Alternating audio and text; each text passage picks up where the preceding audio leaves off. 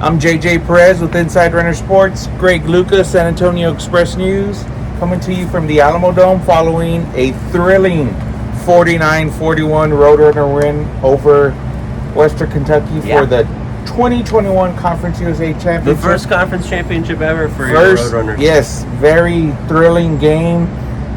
The Roadrunners seemingly had this one in their pocket before the Hilltoppers rallied. Did you think that? I mean, at one point, I had to go back and double check. UTSA scored 28 straight points, and it felt like I told you start the bus, and you said hold a minute, because they scored 6 points last week in the first half against Marshall, and they finished with 53 because they can do that. They can, and it was a heart-stopping game towards the end, and it felt like Western Kentucky was going to come back and maybe tie this game, and it was going to come down to a 2-point conversion. Just what were some of your big takeaways today, Greg? Well, I guess let's just go through the game, basically. Like you mentioned, UTSA started out incredibly strong. They scored their first 4 drives, and Western Kentucky was moving the ball pretty well, but they had settled for 4 field goal attempts, and they only made 2 of them. Which was odd, right? There was one they were time... kind of no man's land in a few of those. Yeah, I think one of them was like a 4th and 8 from there, and I thought they should have gone for it. I think they settled for another field goal that potentially they could have gone for it, but I don't... It was early enough that maybe they just... I don't know. It was weird. Like, I don't know if Jeff Traylor would have kicked those or if he would have gone for it. And against this offense, holding them to, even on the field goals they made, holding them to a field goal almost feels like a punt. Right. Right? Well, especially when your offense is scoring as well as UTSA was and as well as they move the ball, especially on the ground. So then, at that point, they have the 4 touchdowns in the first 4 drives, Western Kentucky not capitalizing, and then the second half, it was kind of... it reminded me of last week against North Texas, where, except UTSA was on the positive other side of it. They recover the muff punt, and they score, and then they get that interception, which I think it was Brandon Matterson's pressure that Zappi made, like a really weird throw. That was kind of right. Antonio Parks had to move to get it, but he there threw was right at AP. Not a clear receiver there. So and UTSA cashed in on both of those. And so then at that point you have 42-13. Yeah. And that's where everybody kind of says, well, this game might be in the bag, but that score happened with 10-16. Yeah. Lots of time left in the game. So that's plenty of time in the third quarter, 10-16 in the third quarter. So at that point, Western Kentucky passing the ball as well as they can have a chance to get back into it. And they did. I don't know if I thought UTSA got too conservative. I know everybody kind of says that. The only one that stands out is there was a play where they ran I think it was like a toss to Sincere, and I thought there was like just one call that they could have been more aggressive. I wish I could pinpoint when it was, but other than that, it's hard to say that they went too conservative when the route to being successful was kind of running the ball.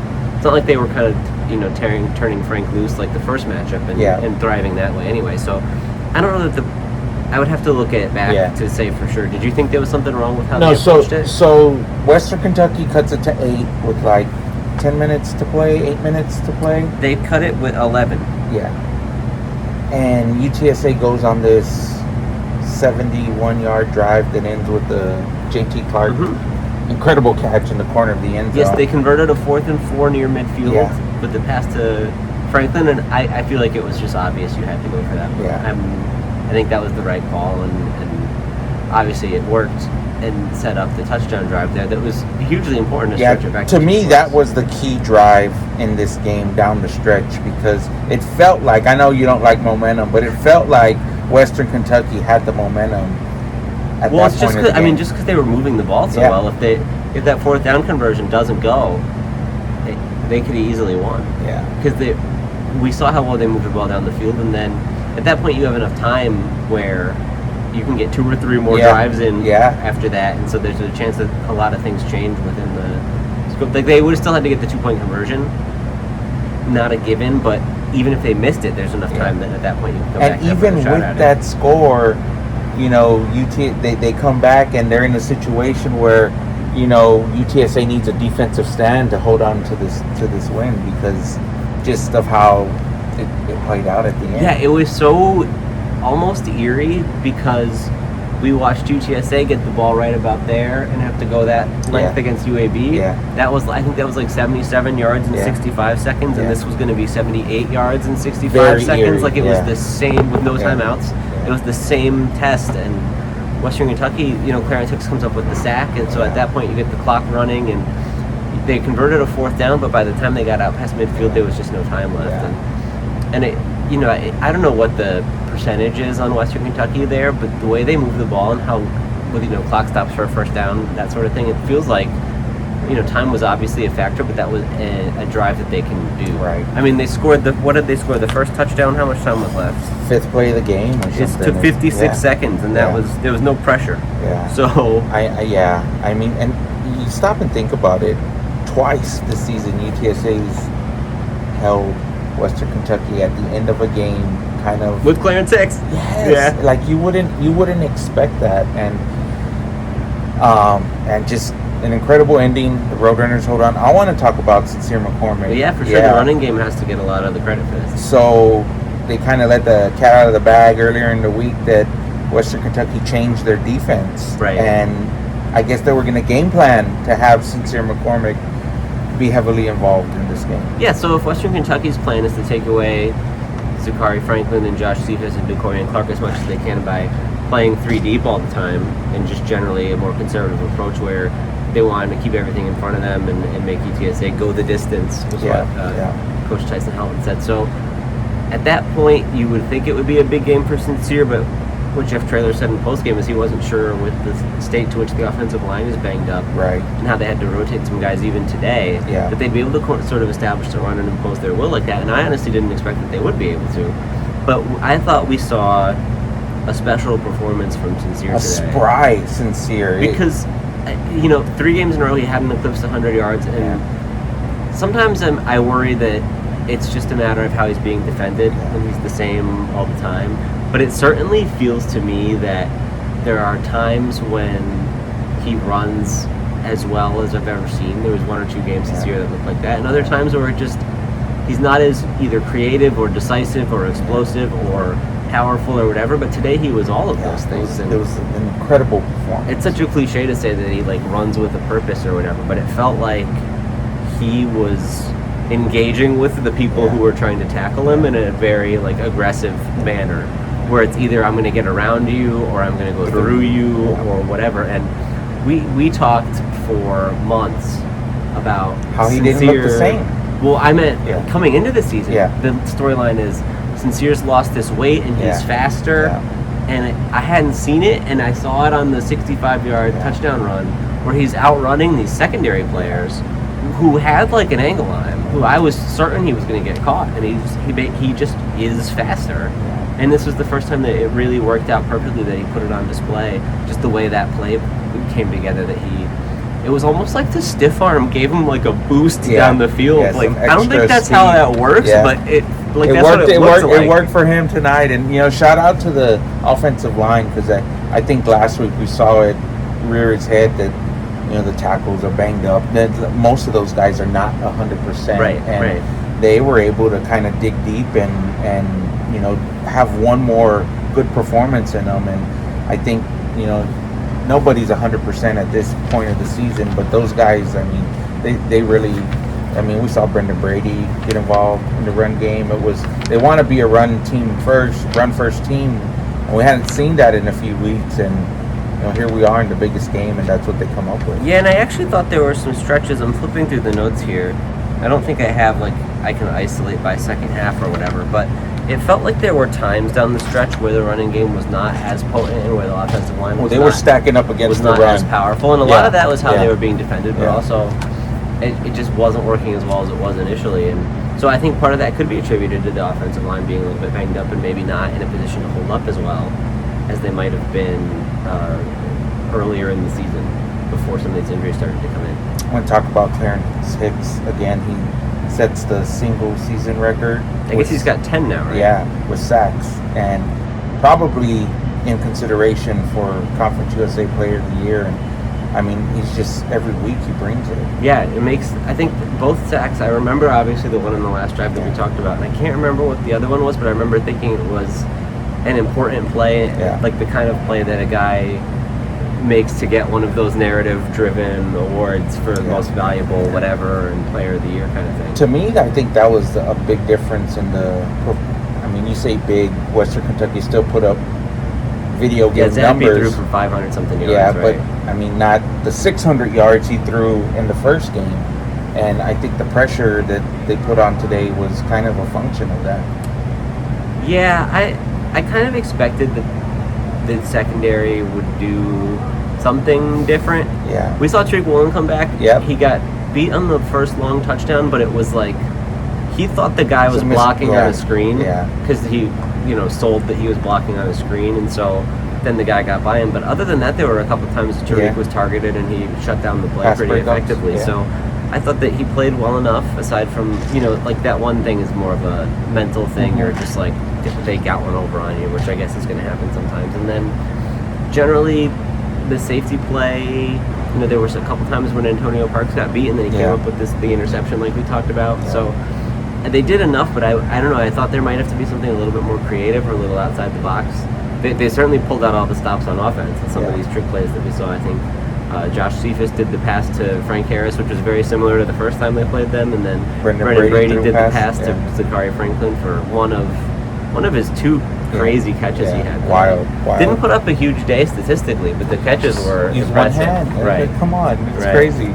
So, they have all these different weapons on offense, and that allowed them to kind of keep pace because Western Kentucky, they did move the ball pretty well, and that's why sometimes it felt like even when UTSA was scoring, that Western Kentucky was having an easier time even though they weren't scoring, in the sense that UTSA converted, I want to say it was like but by the end of the game it was, I'm going to make sure I get it right. I know they converted 2 of 3 fourth downs, but they came up with a bunch of really crucial third down conversions too when they need them. Yep. And that's not usually a stat that I like to look at because it's so dependent on the situation. But I thought in this game it was really relevant, and the ones that they converted were not easy ones either.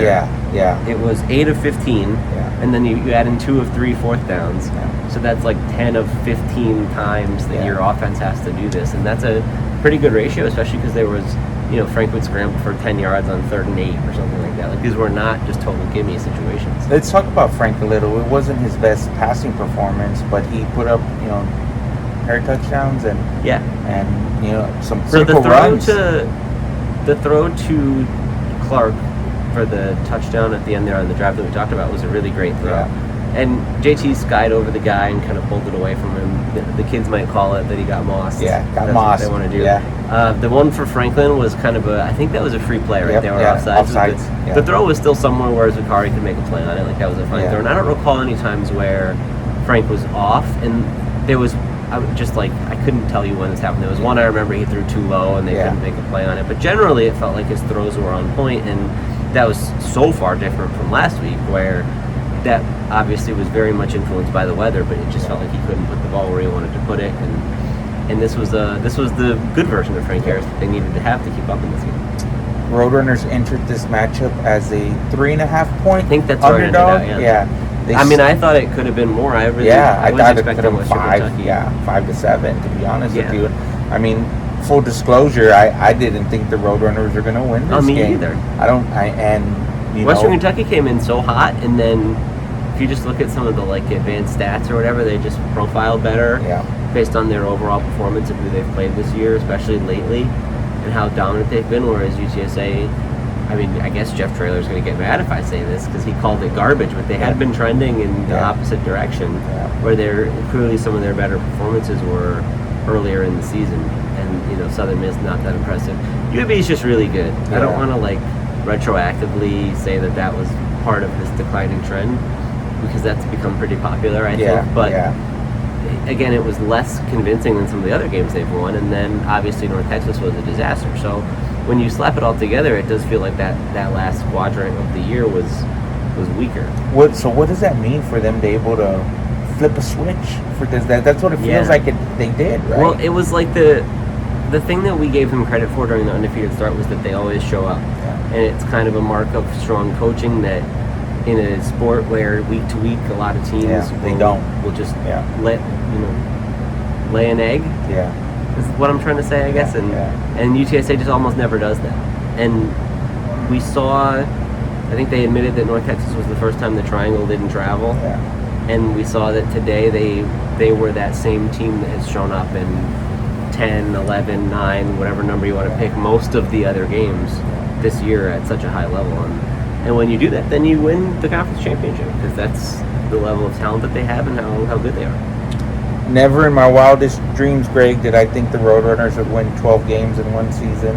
Yeah, it's crazy, isn't it? Win the Conference USA title, have a jam-packed Alamo Dome that was rocking. 41-184? Yeah, third highest in program history. It just feels... Fourth, right? Fourth, yeah. No, third. Third, it is third. Yeah. I might have wrote that wrong somewhere. I gotta go edit this. Yeah, but for sure. But I believe it's third, yeah. And third highest in Conference USA championship game history. And it just feels like everything's trending up now. The energy, the city support, buildings turning orange, and it just feels like 2 short years that Jeff Traylor's been here, and he's been able to turn this into a winner. Yeah, I thought it was fun to hear Jeff Traylor say in the postgame that if he had promised within 2 years that they could get this done when he was first hired here and he met with the team that first time, that they wouldn't have believed him, and they would have left and they would have hopped in the transfer portal or whatever. But now it was able to come to fruition, and I think it's a testament to how quickly the guys all bought into that culture.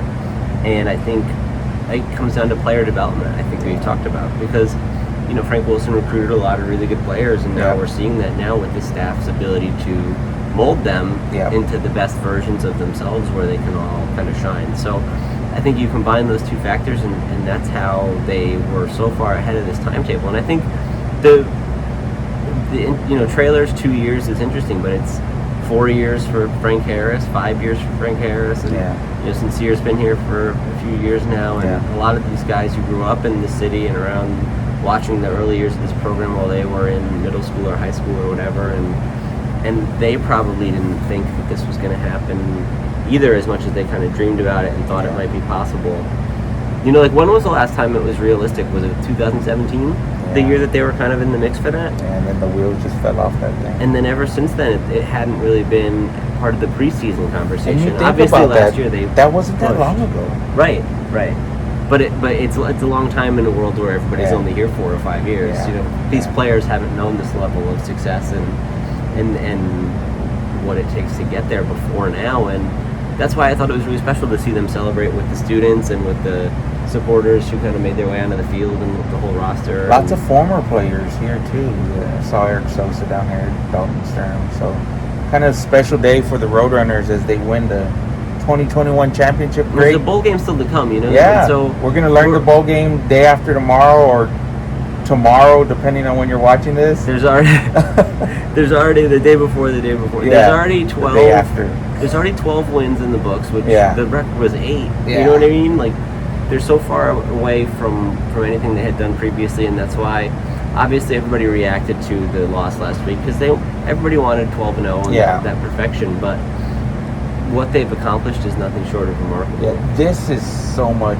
12-0 would have been awesome. It would have maybe eclipsed this, but this, your first championship, like, they're gonna have that trophy on display forever. Yeah, and Sincere's MVP trophy and all the memories of the celebration and everything that's come with it. So, yeah, it's now what it means for the future. It just depends. Right. Just because you won one doesn't guarantee you a spot the next year. Lots of parity in this league to go back and earn it, and then the next league's going to be tougher. And there's all these different factors that play into what this means for future success. But everything about the season can only help recruiting and help support and how things continue to grow. $100,000 was raised to fund student tickets. Yeah. And that's from people who are inspired by the success that they're seeing on the field and the way these guys carry themselves, or whatever may be driving them to contribute to this program. And does that translate the same way for the donors who have the potential to build buildings and make those larger gifts? I don't know. It depends how well they can mobilize that. But it certainly doesn't hurt to be winning these games and generating this excitement. Yeah. Season 11,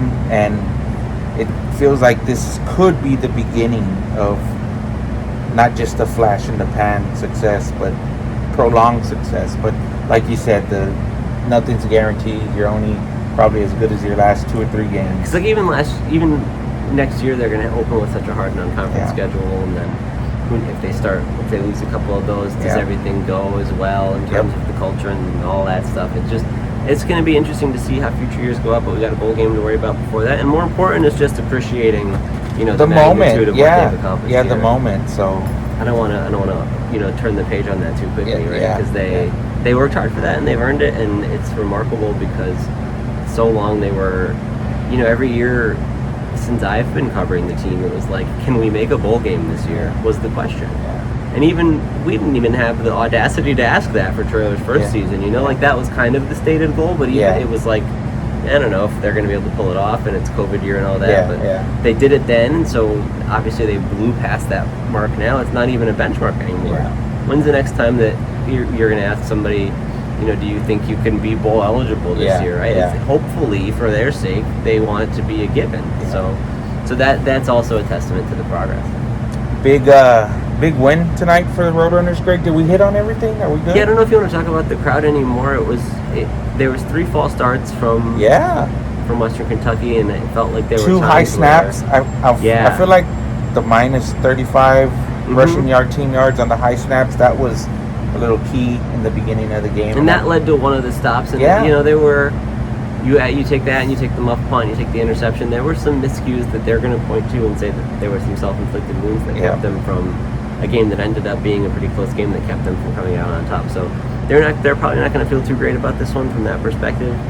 If they eliminated all those errors, do they win the game? I don't know. It's a weird hypothetical. UTSA was moving the ball really well, so it would have been even. They might have just had to go, 60 to 55 instead of scoring. I think the final stats ended up Western Kentucky outgaining UTSA, like just by a handful of yards. But UTSA was ahead for most of this game to the very end. So right. I didn't think the Roadrunner offense could keep up, and they answered. And how about the first drive they scored in less than a minute? Yeah. And it's like there was this fear that this team's going to be able to score every time they get the ball, just because we saw that in spurts in the first meeting, and then can UTSA, with all the problems we talked about with the banged up offensive line and with a defense that is suddenly not going to allow them to keep pace on these big plays and these strikes down the field the same way it was initially. Could they keep up? And ended up being, could Western Kentucky keep up with them? Yeah. What a time. Well, that'll wrap it up, Greg. We'll learn the bowl destination soon in the coming day, hopefully, and we'll see what happens then. That'll determine our schedule. So for JJ Perez, Inside Runner Sports, Greg Luca, we appreciate you guys watching all season long, and we'll catch you at the bowl game. Thanks. Later.